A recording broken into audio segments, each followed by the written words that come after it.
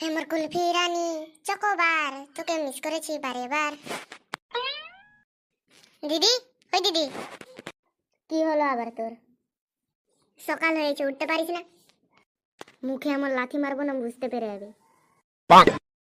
রাতে নেশা করবি আর ভোরবেলা উঠে আমাকে জাগাবি। আমিও জানি রাত্রে তুমি কার সাথে ফোনে কথা বলো। না না, আমার সোনা ভাই, মুনা ভাই, এরকম বলতে নেই, আমি তোর দিদি না। हे प्रभु हे प्रभु। ঠিক আছে ঠিক আছে, আমাকে কটা ইংরেজি মানে বলতো। কুকুরের ইংরেজি কি? ডগ। সাপের? স্নেক। মাদুরের? ম্যাট। ডিমের? এগ। বিয়া করার?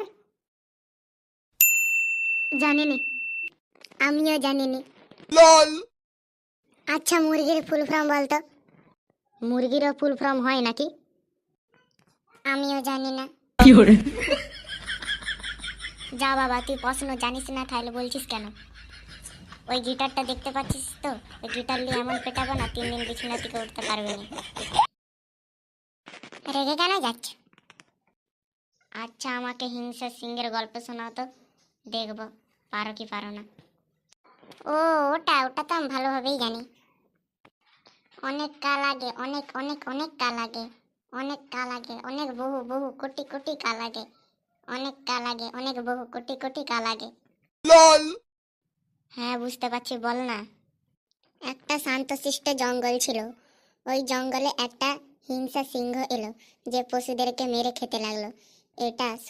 এটা দেখে পশুগণ মিটিং বসালো, বলল, প্রত্যেক দিন একজন একজন করে সিংহর পেটে ওরা যাবে। এটা ওরা প্ল্যান করে সিংহকে জানাবে বলল। হ্যাঁ, তারপর? তারপর এটা সিংহর কাছে শুনিয়ে দিল।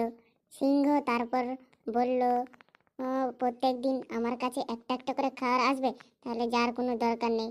তারপর থেকে প্রত্যেক দিন একটা একটা পশু যেত। এরকম করে জঙ্গলের পশুগুলো কমতে থাকলো।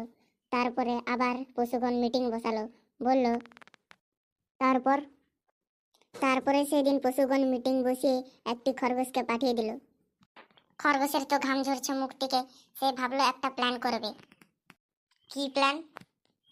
সে একটা ব্র্যান্ড নিউ প্ল্যান বানালো, যেটি ধারণার বাইরে।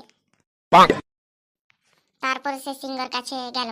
সিংহ ওকে দেখে খুব রেগেছিল, কারণ ওকে খিদে পেয়েছিল, আর অতটুকুন ছোট প্রাণী দেখে সে আরো রেগে গেল। তারপরে খরগোশ বলে, কুমোর কাছে আরেকজন আছে যে তোমার থেকেও শক্তিশালী।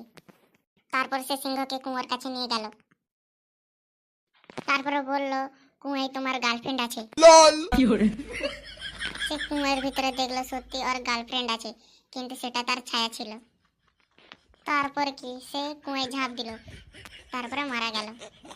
সে সিংহ ছিল আর আমি সিংহী। তোর গল্প শুনে আমাকে এমন রাগ ধরছে না?